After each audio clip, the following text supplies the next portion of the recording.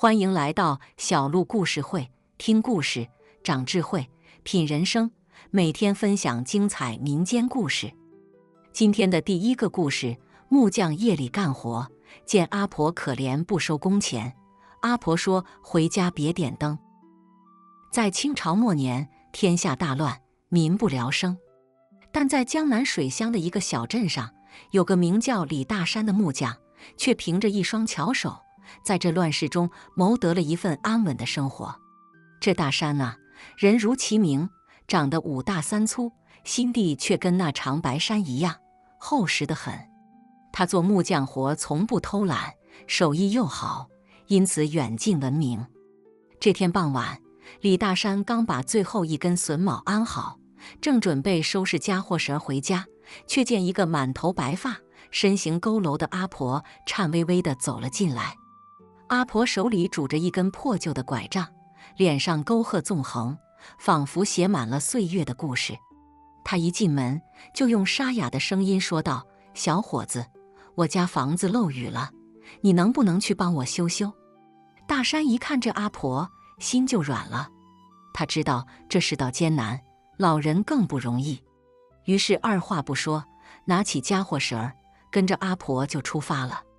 这一走，竟是走了大半夜，山路崎岖，月黑风高，但大山心里想着阿婆那无助的眼神，脚步却越发坚定了。终于，在一片密林深处，大山看到了阿婆那间破旧的茅屋。这茅屋年久失修，屋顶上好几个大窟窿，风一吹，里面的茅草就呼呼作响。大山心里叹了口气，放下家伙绳就开始忙活起来。他爬上屋顶，一边修补，一边和下面的阿婆聊着天。“阿婆，您一个人住这儿啊？”大山问道。“是啊，儿女都在战乱中失散了，只剩下我这把老骨头了。”阿婆的声音里带着几分凄凉。大山一听，心里更不是滋味。他加快了手上的动作，希望能早点让阿婆有个遮风挡雨的地方。不知不觉间，夜已深沉，大山终于修好了屋顶。他拍了拍手上的木屑，跳下屋顶，对阿婆说道：“阿婆，修好了，您以后就不用再担心漏雨了。”阿婆感激地看着大山，从怀里掏出一个布包，颤巍巍地打开，里面却是几块铜板。“小伙子，这是我全部的家当了，你拿着吧。”大山一看，连忙摆手：“阿婆，您这可使不得，我干这活就是为了让大家有个安稳日子过，您这钱我绝对不能收。”阿婆见状，眼眶里泛起了泪花。她拉着大山的手说道：“小伙子，你的心比这金子还贵啊！这样吧，我送你一句话，你回家之后千万别点灯。”大山一听，心里咯噔一下，这阿婆神神叨叨的，说的话让人摸不着头脑。但他转念一想，阿婆可能是有什么难言之隐吧，于是点点头，答应了下来。告别了阿婆，大山踏上了回家的路。一路上，他心里琢磨着阿婆那句话，越想越觉得奇怪。这黑灯瞎火的，不点灯咋行啊？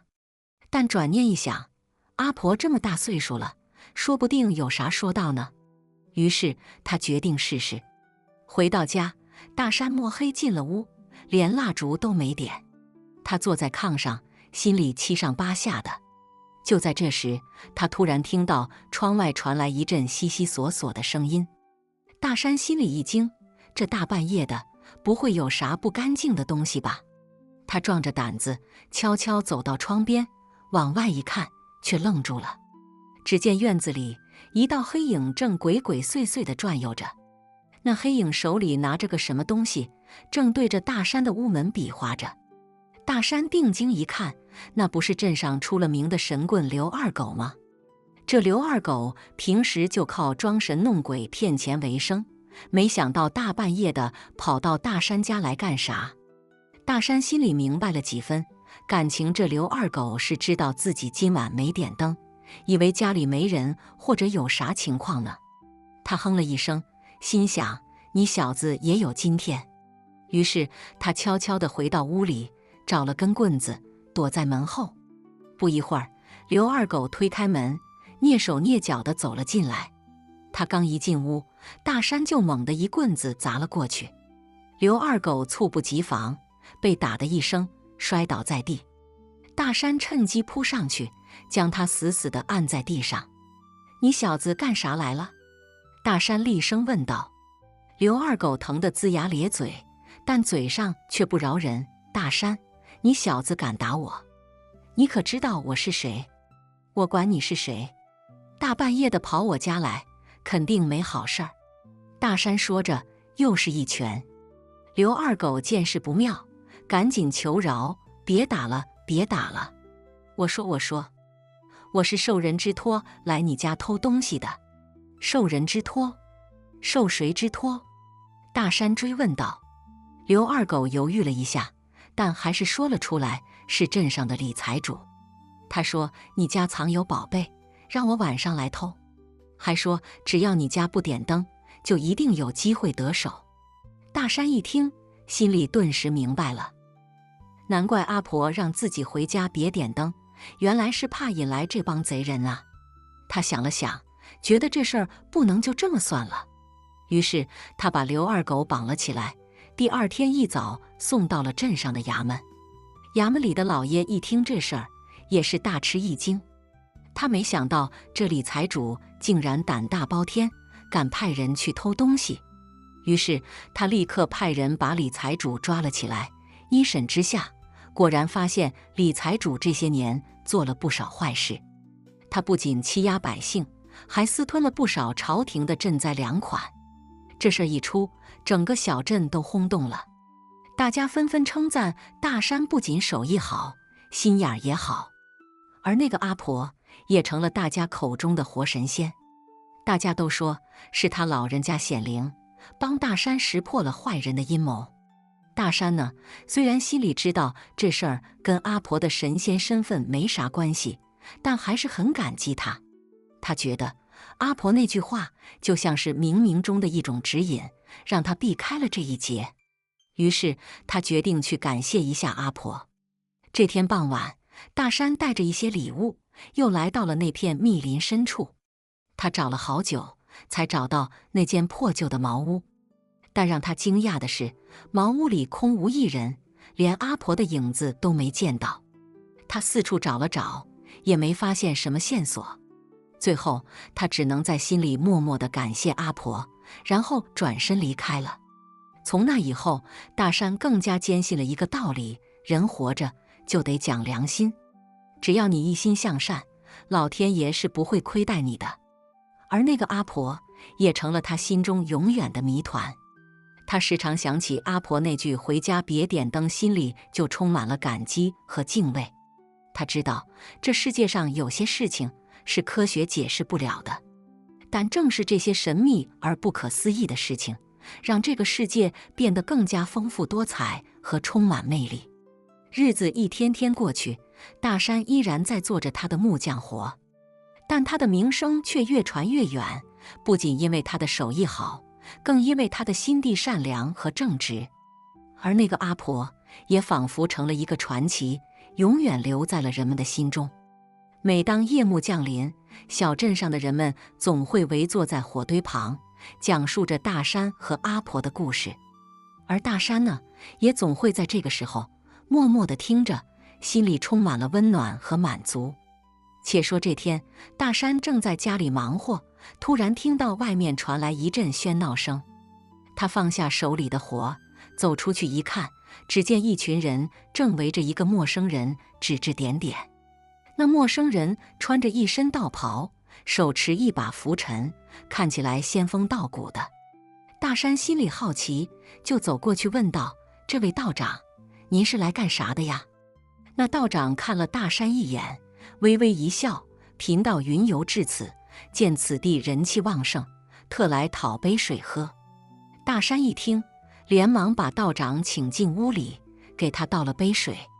道长接过水，一饮而尽，然后看着大山说道：“施主，你身上有一股不凡的气息呀。”大山一听，愣住了：“道长，您这话是啥意思啊？”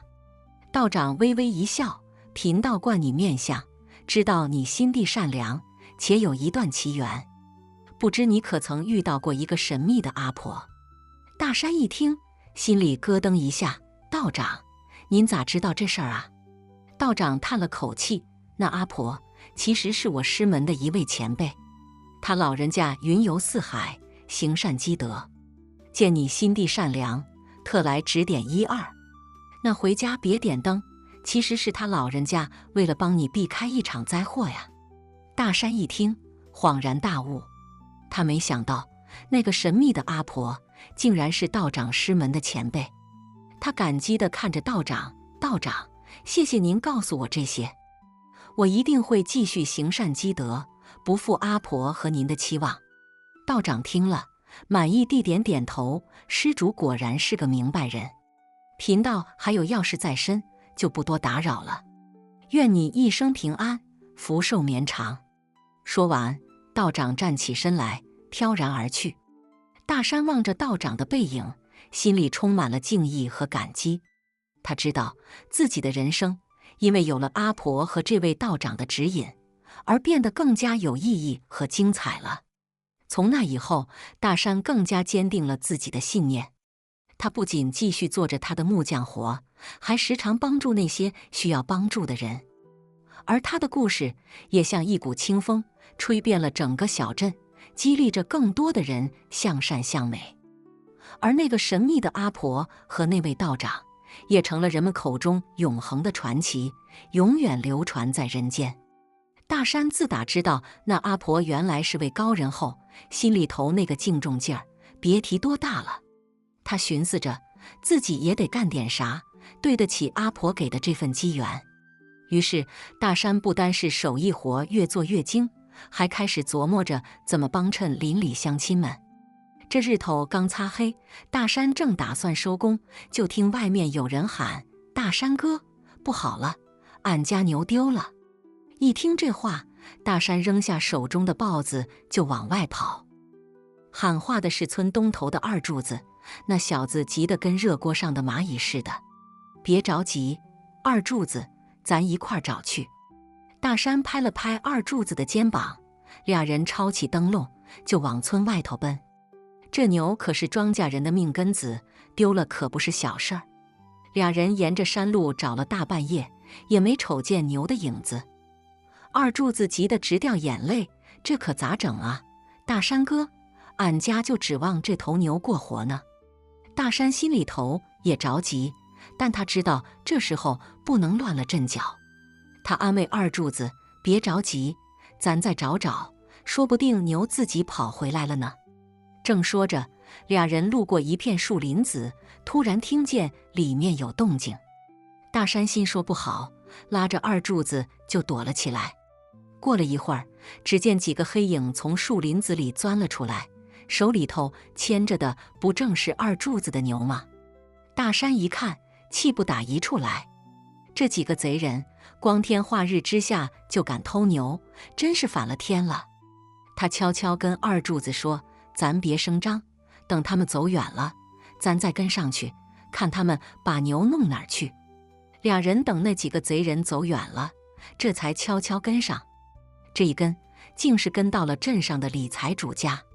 大山心里头那个火呀，这李财主真是死性不改，上次被衙门抓进去，放出来后又干起这勾当来了。大山和二柱子在外头商量了一番，决定去报官。可刚转身要走，就听里头传来一阵吵闹声。俩人一合计，决定先听听里头说啥。这一听可不得了，原来这里财主不光偷牛，还跟镇上的几个恶霸勾结，打算把牛卖了，钱平分。更可恶的是，他们还打算把这事儿栽赃给大山，说他偷了牛。大山一听，肺都要气炸了。这里财主真是坏事干绝了呀！他拉着二柱子悄悄回了村，直奔衙门而去。到了衙门，大山把事儿一五一十地跟老爷说了。老爷一听，也是大吃一惊。他没想到这里财主竟然这么嚣张，刚放出来就又干起这勾当来了。于是他立刻派人把李财主和那些恶霸都抓了起来。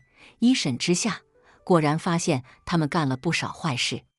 这事一出，整个小镇又轰动了，大家伙儿都夸大山不光手艺好，心眼儿也好，是个真正的大英雄。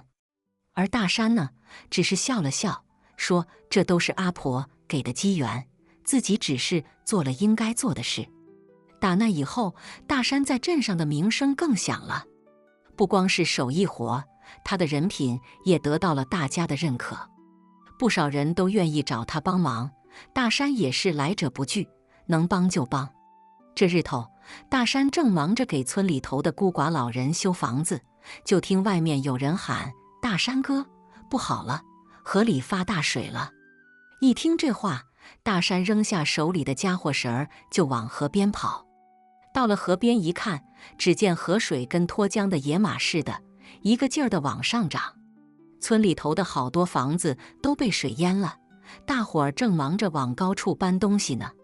大山一看这架势，心里头那个急呀，他赶紧招呼大伙儿：“快，都往山上撤！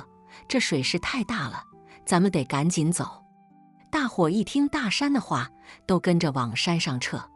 可就在这时，大山突然发现村里头的张大爷还没出来呢。那老人家腿脚不利索，这会子肯定被困在家里头了。大山心说不好，转身就往张大爷家跑。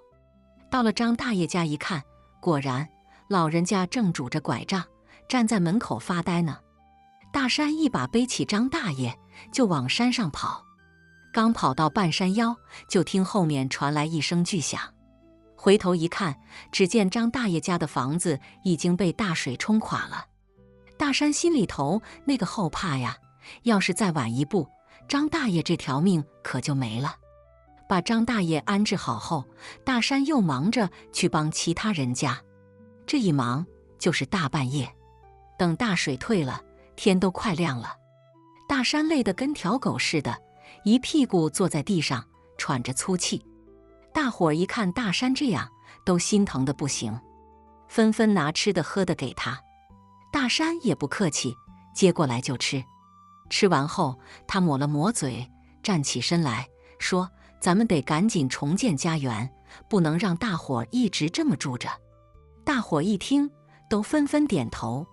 于是，在大山的带领下，大伙儿开始忙着重建家园。这一忙就是好几个月。等新房建好了，大伙儿都高兴得不行，都说大山是他们的恩人，要是没有他，他们可真不知道咋过这坎儿。大山听了，只是笑了笑，说这都是大伙儿一起努力的结果。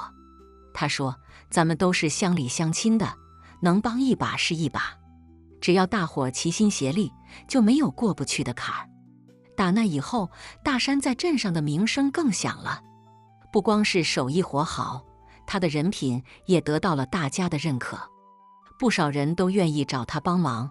大山也是来者不拒，能帮就帮。他说：“这都是阿婆给的机缘，自己只是做了应该做的事。”而那个阿婆呢，就像一股清风，吹过了大山的人生，留下了无尽的传奇和故事。每当夜幕降临，小镇上的人们总会围坐在一起，讲述着大山和阿婆的故事。而大山呢，也总会在这个时候默默地听着，心里充满了温暖和满足。他知道自己的人生因为有了阿婆的指引，而变得更加有意义和精彩了。今天的第二个故事，妇女赤身死在家中，瘫痪丈夫被吓傻，县令说不要装了。在清朝末年，江南一带有个名叫茅山堡的小村庄，此地依山傍水，风景秀丽，更因临近道教圣地茅山而得名。村里的人们大多信奉道教，家家户户都挂着道家的符咒，以求驱邪避凶。在这小村庄里，住着一位名叫李大柱的木匠，他手艺高超，心地善良，是村里远近闻名的能人。李大柱年轻时曾救过一位云游的老道士，那道士为了报恩，便传授了他一些茅山术法。虽然李大柱没有正式出家，但这些术法却让他在处理一些村中的诡异事件时游刃有余。他娶了个贤惠的媳妇，名叫翠花，两人育有一儿一女，日子过得平静而幸福。然而好景不长，翠花因一场突如其来的疾病撒手人寰，留下李大柱独自一人拉扯2个孩子。为了生活，李大柱不得不收了个徒弟，名叫二狗。这二狗是个孤儿，自小便聪明伶俐，对木匠活更是情有独钟。师徒2人相依为命，日子倒也过得去。这一年冬天，李大柱受人之托，到邻村的一户富贵人家去做家具。那户人家为了表示感谢，便送了他一个小妾，名叫小蝶。这小蝶生得如花似玉，眉眼间透着一股子灵气。李大柱本想拒绝，但转念一想，自己孤身一人，有个女人在身边照顾，也是件好事，便欣然接受了。自打小蝶进了门，李大柱家的日子便热闹了许多。小蝶不仅长得漂亮，手脚也勤快，把家里打理得井井有条。李大柱看在眼里，喜在心头，觉得自己这辈子值了。然而他万万没想到的是，这看似平静的生活背后，却隐藏着不为人知的秘密。且说这天晚上，李大柱干完活，天色已晚，他便揣着几个热乎乎的猪蹄，哼着小曲往家赶。刚走到村口，就见前面影影绰绰，似乎有人在晃动。李大柱心中一紧，加快脚步，走近一看，竟是自己的徒弟二狗和小妾小蝶，两人正搂在一起，亲热得很。李大柱心中一股怒火直往上冲，他握紧拳头，正欲发作，却见二狗和小蝶脸上并无愧疚之色，反而带着几分诡异的笑容。李大柱心中疑惑，暗想这两人莫非中了邪？他强压下怒气，悄悄退到一旁，决定看个究竟。只见二狗从怀里掏出一个小布包，打开一看，里面竟是一块黑黝黝的令牌，令牌上刻着一些奇怪的符号，散发着幽幽的蓝光。小蝶接过令牌，口中念念有词，随即身形一晃，竟变成了一只狐狸精。二狗见状，也摇身一变，成了一只黄鼠狼精。李大柱见状，心中大惊，这才明白，原来这二狗和小蝶根本就不是人，而是修炼成精的妖怪。他暗暗庆幸自己没有冲动行事，否则后果不堪设想。正当他不知所措时，突然想起了老道士传授给他的茅山术法，心中便有了计较。他悄悄绕到村头的一棵老槐树下，从怀里掏出一张符咒，口中默念咒语，只见那符咒无火自燃，化作一道金光，直冲向二狗和小蝶。二狗和小蝶见状，大吃一惊，连忙现出原形，想要逃跑。李大柱岂能让他们得逞？他大喝一声，从怀里掏出一把桃木剑，纵身一跃，直扑二狗而去。二狗和黄鼠狼精见状，慌忙应战，一时间剑光闪烁，妖气冲天。正当双方打得难解难分之时，李大柱突然觉得腹中一阵饥饿，他这才想起自己揣在怀里的猪蹄还没吃呢。他心中暗想，此时若是有口酒肉下肚，定能增添几分力气。想到这里，他也不再客气，从怀里掏出猪蹄，大口啃了起来。那猪蹄炖得烂熟，香气四溢，李大柱啃得津津有味，仿佛完全忘记了眼前的战斗。二狗和小蝶见状，心中不禁暗喜，以为李大柱已经被美食所迷惑，失去了斗志。他们哪里知道，这正是李大柱的计策。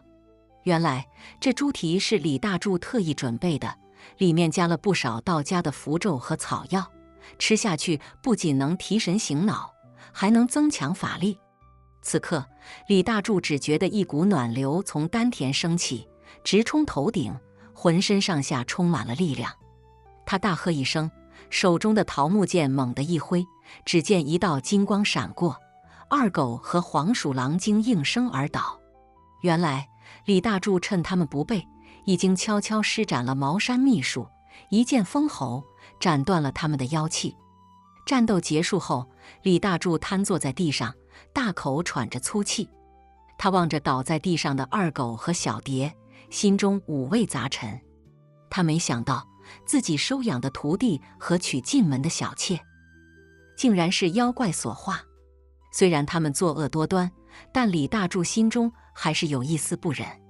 正当他发呆之际，突然听到一阵急促的脚步声。原来是村里的几个猎户，他们听到动静，赶来查看。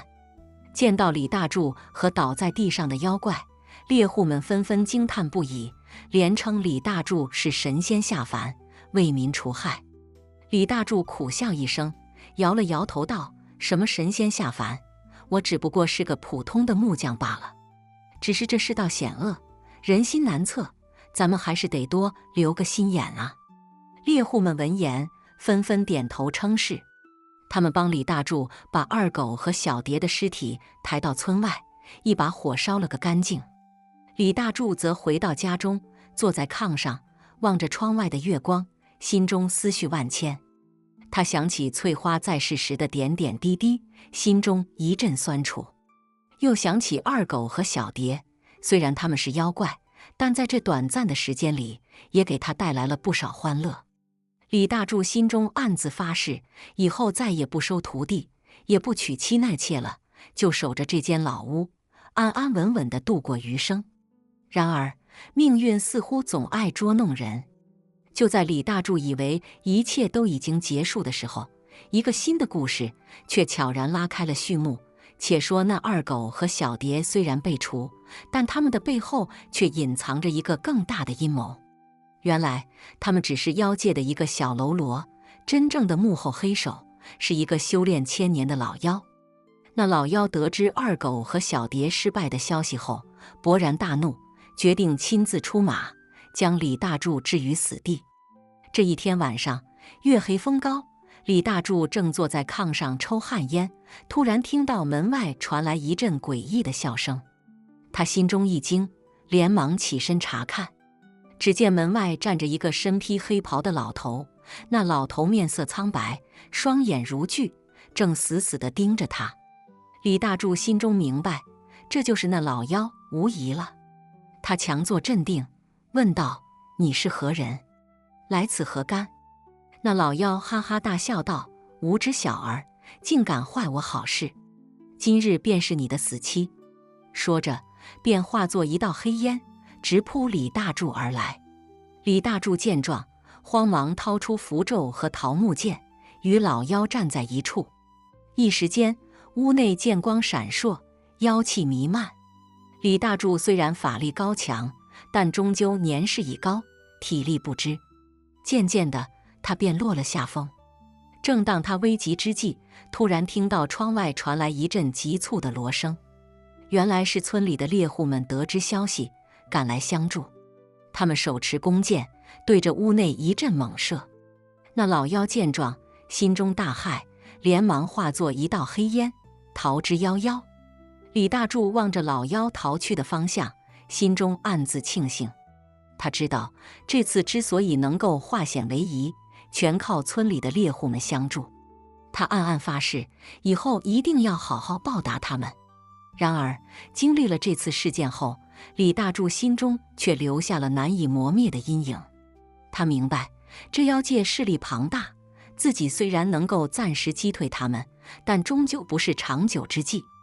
为了保护村里的百姓免受妖邪侵扰，他决定前往茅山圣地，寻求道家的帮助。于是，在一个月黑风高的夜晚，李大柱背上行囊，踏上了前往茅山的路途。他不知道自己这一去能否平安归来，但他知道这是自己作为木匠、作为村民的一份责任。而关于他的故事，也在茅山堡流传了下来，成为了人们茶余饭后的谈资。且说李大柱背起行囊，一路往南，那脚步踏实有力，心里头却七上八下的。他琢磨着，这茅山圣地路途遥远，自己这一把老骨头能不能撑得住，还是个未知数。但一想到村里的老少爷们，他又觉得浑身是劲儿。一路走走停停，李大柱也遇到了不少奇遇。有回在山里头迷了路，正急得团团转，却见一只白鹿悠悠走来。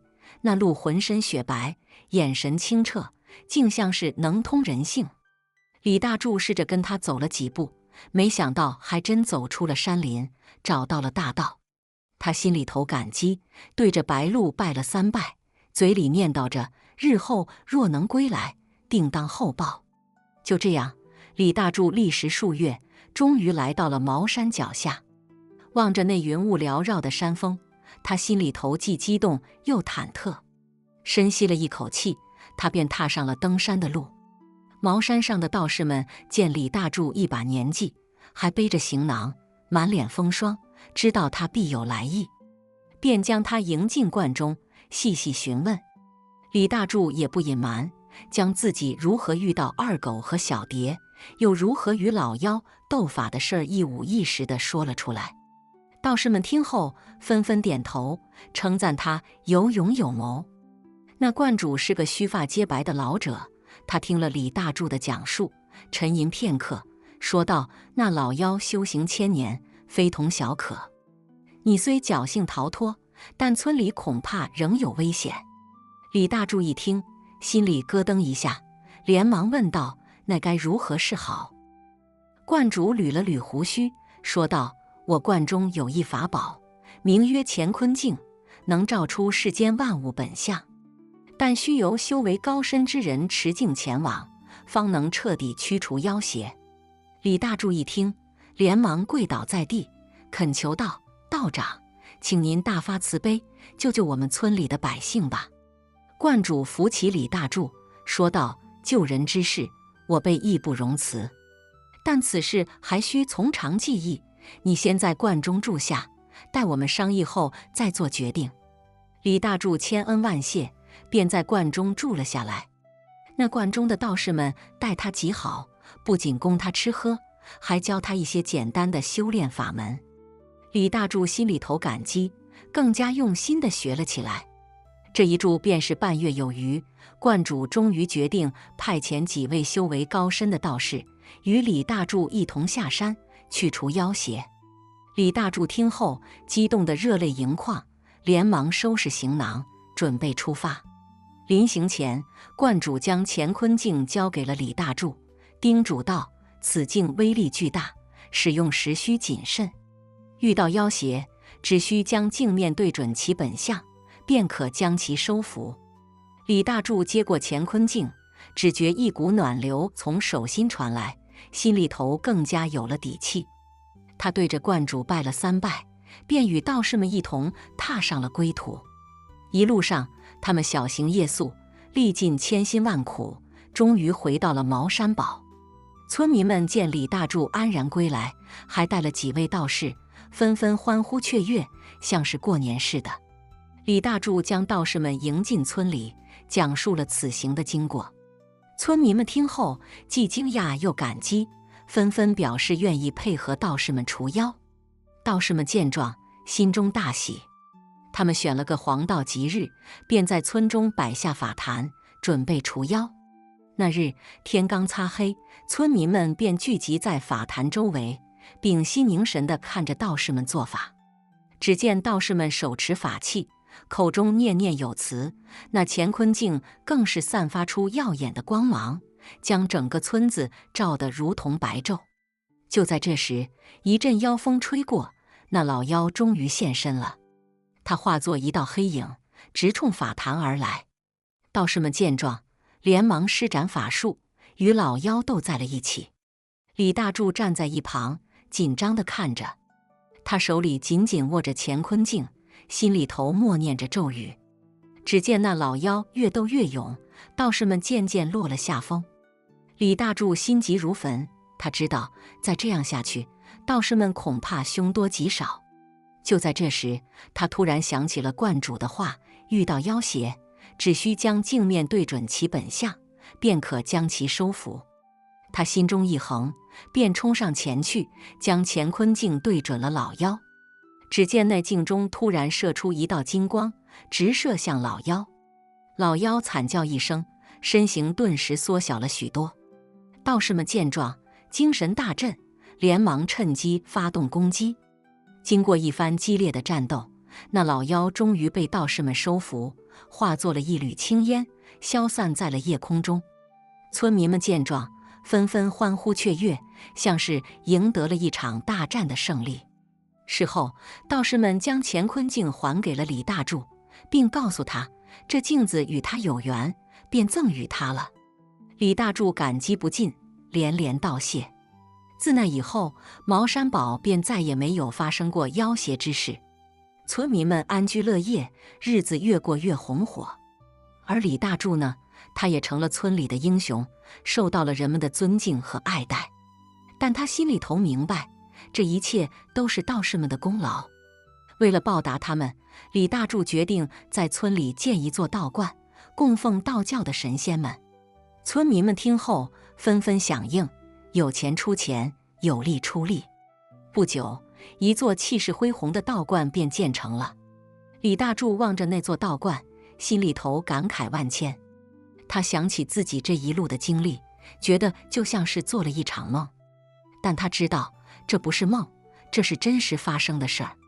他感激命运让他遇到了道士们，感激他们救了自己和村里的百姓。从那以后，李大柱便常常去道观里烧香拜神，祈求道教的神仙们保佑村里的百姓平安吉祥。而关于他的故事，也在茅山堡流传了下来，成为了人们茶余饭后的美谈。人们都说李大柱是个有福之人，遇到了道士，得到了法宝，还成了村里的英雄。但李大柱自己心里头明白，这一切都是因为他有一颗善良勇敢的心。他相信，只要心里有爱，有信念，就没有什么能够阻挡他前进的脚步。故事的最后，咱们得说，这人生啊，就像是一场修行。有时候你会遇到妖魔鬼怪，但只要你不怕，勇敢地面对，总会有办法战胜他们的。就像李大柱一样，他虽然只是个普通的木匠，但他有一颗不平凡的心。他用自己的行动证明了，只要有爱，有信念，就没有什么是不可能的。今天的最后一个故事，妇人落难，老汉不准她进门。男子说：“爹，我要娶她为妻。”在清朝末年，天下局势动荡不安，百姓生活在水深火热之中。在那江南水乡之地，有个叫云隐村的小村庄，村中有个名叫李卫的木匠。这李卫自幼父母双亡，由师傅张老汉抚养长大。张老汉是个手艺高超的老木匠，一手打造的家具远近闻名。李卫更是青出于蓝而胜于蓝，不仅继承了师傅的手艺，更有着一股子钻研劲儿，做出的物件总能让人眼前一亮。李卫为人憨厚老实，平日里除了做木匠活，就是帮邻里乡亲修修补补，从不计较得失。村民们提起他，无不竖起大拇指，夸他是个好后生。转眼间，李卫到了娶妻生子的年纪，村里媒婆踏破门槛，可李卫心里一直有个结，那就是想先把手艺练到极致，再考虑婚娶之事。这日，云隐村迎来了一位神秘的客人，她自称是邻村王家的女儿，名叫王婉儿，因家中突遭变故，前来投奔亲戚。王婉儿长得如花似玉，眉眼间透着一股子温婉，让人看了心生怜爱。她来到云隐村后，便住在了李卫家隔壁的废弃小屋中，每日里帮着李卫和张老汉做些家务，三人相处得如同一家人。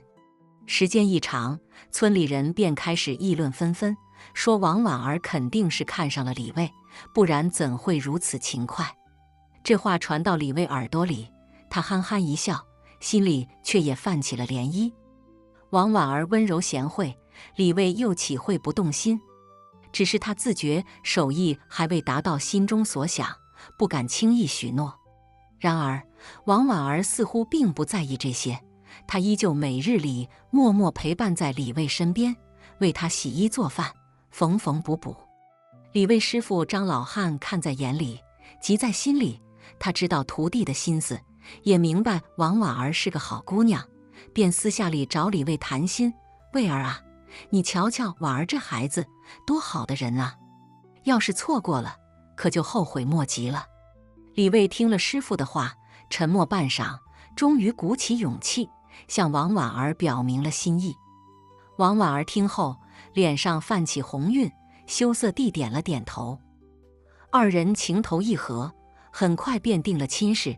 张老汉更是乐得合不拢嘴，忙着为徒弟准备大婚事宜。转眼间到了大婚之日，云隐村张灯结彩，喜气洋洋。李卫穿着师傅亲手缝制的新衣，骑着高头大马，一路吹吹打打，将王婉儿迎进了家门。村民们纷纷前来祝贺，热闹非凡。夜幕降临，宾客散去，李卫和王婉儿终于得以独处。二人坐在新房中，红烛摇曳，映照出两张幸福的脸庞。王婉儿起身，为李卫斟满了一杯酒，轻声说道：“卫哥，今日是我们大喜之日，婉儿敬你一杯。”李卫接过酒杯，正欲一饮而尽，突然门外传来师傅张老汉的声音：“卫儿，莫要喝，她不是你的妻。”此言一出，如同晴天霹雳，屋内瞬间安静下来。李卫和王婉儿都愣住了，不明所以地看着门口的张老汉。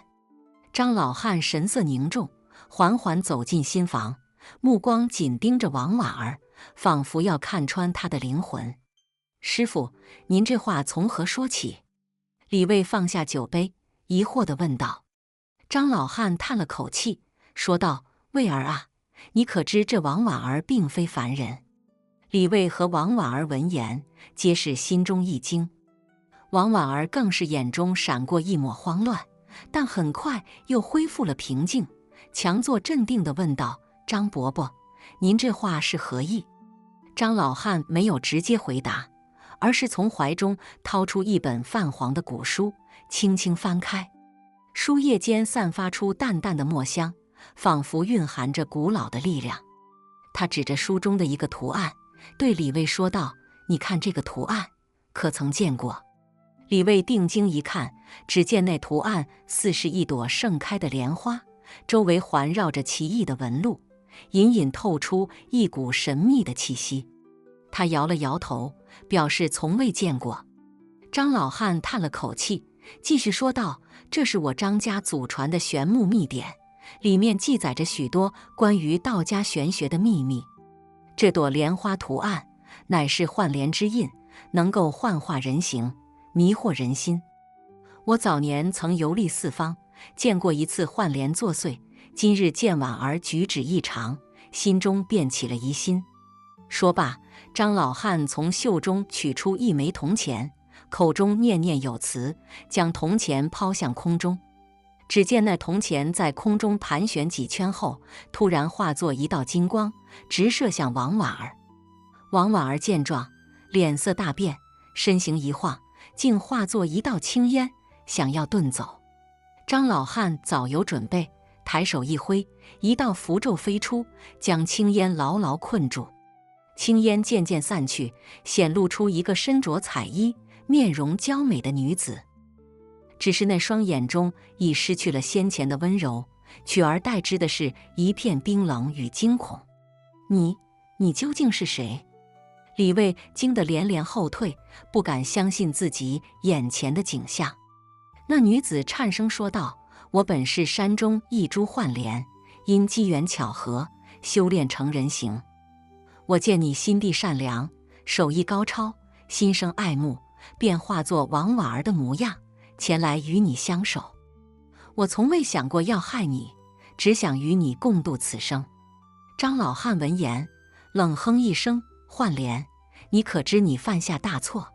人要殊途，你这样做只会害了卫儿，也会害了你自己。”幻莲女子泪眼婆娑，哀求道：“张伯伯，求您网开一面，让我与魏哥在一起吧，我保证不会伤害他，只会一心一意地爱他。”张老汉摇了摇头，说道：“焕莲，你虽修炼成人形，但心性未定，若继续留在此地，只会徒增因果。你还是速回山中，继续修炼吧。”焕莲女子知道事已至此，再无挽回余地，只得含泪点头，化作一道青烟，消失在夜空中。李卫望着空荡荡的心房，心中五味杂陈。他虽对焕莲女子心生爱慕，但也明白师父所言非虚，人妖殊途，强求不得。他深吸一口气，转身跪在师父面前，说道：“师父，多谢您救了我一命。从今往后，我定会专心守义，不再胡思乱想。”张老汉扶起李卫，欣慰地点了点头。他知道，经过此事，徒弟已经成熟了许多，也更加坚定了自己的信念。然而，这场突如其来的变故，却在李卫心中留下了难以磨灭的阴影。每当夜深人静之时，他总会想起焕莲女子的音容笑貌，心中涌起一股难以名状的情感。他明白，这段情感注定只能深埋心底，成为一段永远无法忘怀的回忆。而云隐村的生活，也在经历了这场风波后，逐渐恢复了往日的平静。村民们依旧日出而作，日落而息，仿佛一切都不曾发生过。只有李卫和张老汉知道，那段关于焕莲的传奇已经成为了他们心中永远的秘密。且说那焕莲女子离去之后，李卫的日子又恢复了往日的平静。但每当夜深人静，他总会望着窗外的月光，心中泛起一阵莫名的惆怅。他知道自己虽是个木匠，但心里头却藏着一段不为人知的情缘。张老汉看在眼里，疼在心里。他知道徒弟是个重情重义之人，这段情缘虽无果，但对他影响甚深。为了能让李卫走出这段阴霾，张老汉决定带着他出趟远门，去见识见识外面的世界，增长点见识，也好让他能放下心中的执念。卫儿啊，咱爷俩出去走走吧，去见识见识那大江南北的风光，说不定回来之后，你就能放下这段情缘了。张老汉抽着旱烟袋，对李卫说道。李卫沉默片刻，点了点头。他知道师父是为了自己好，出去走走，或许真的能让自己放下心中的执念。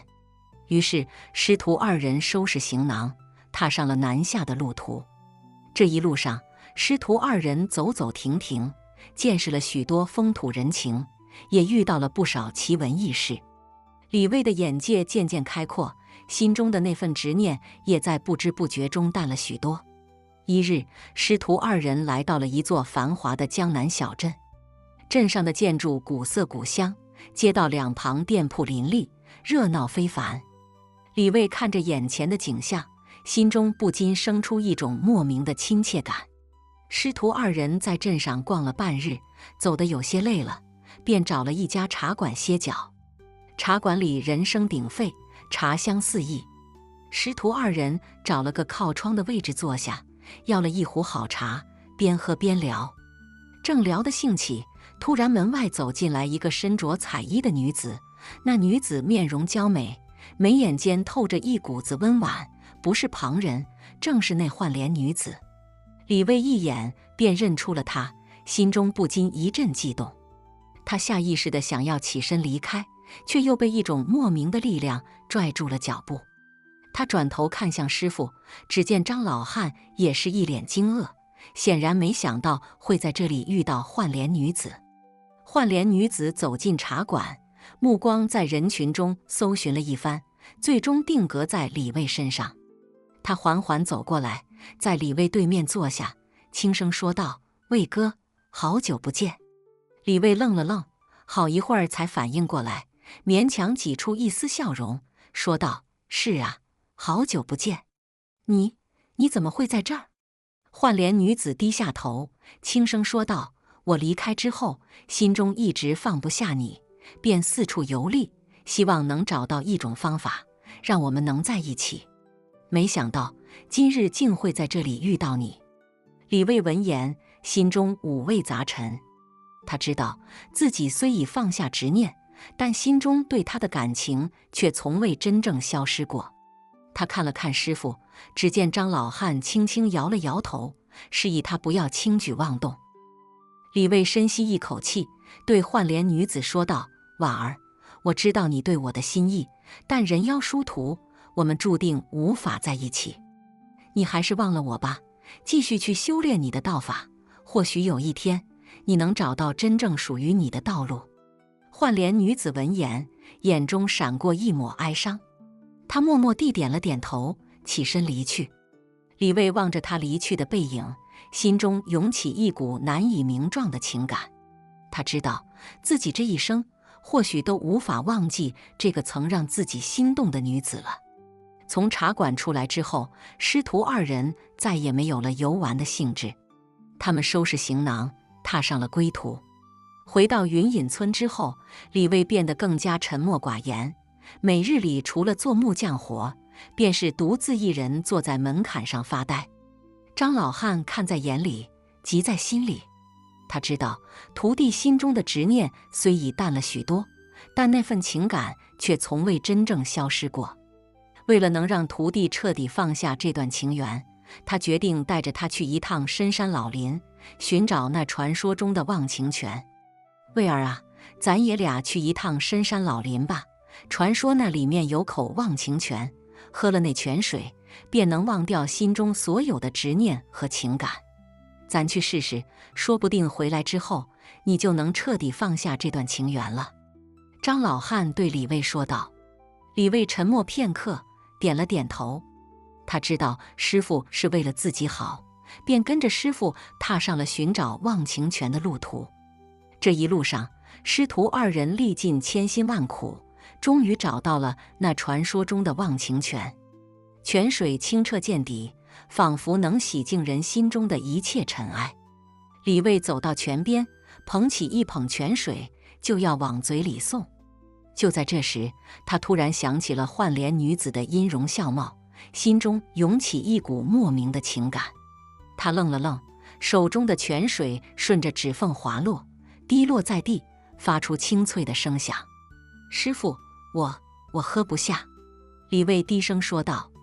张老汉叹了口气，说道：“卫儿啊，情缘这事儿强求不得，你心中有他，那是你的缘分。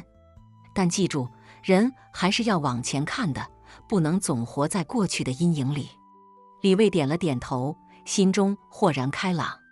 他明白，自己虽然无法忘记换脸女子，但也不能让她成为自己生活的全部。他要继续前行，去追寻属于自己的幸福和道路。从那以后，李卫变得更加坚强和勇敢。他不再沉迷于过去的情缘，而是全身心地投入到木匠事业中，用自己的双手创造出了更多精美的家具和物件。他的名声也越来越大，甚至传遍了整个江南地区。而每当夜深人静之时，他总会想起那段关于换脸的传奇情缘，心中涌起一股淡淡的暖意。他知道，那段情缘虽然无果，但却让他成长了许多，也让他更加珍惜眼前的幸福和美好。好了，今天的故事就听到这了。如果您想发表自己的看法，可以在视频下方随意留言。如果您喜欢我的视频，记得订阅加分享。小鹿祝您好运连连，我们下个视频再见。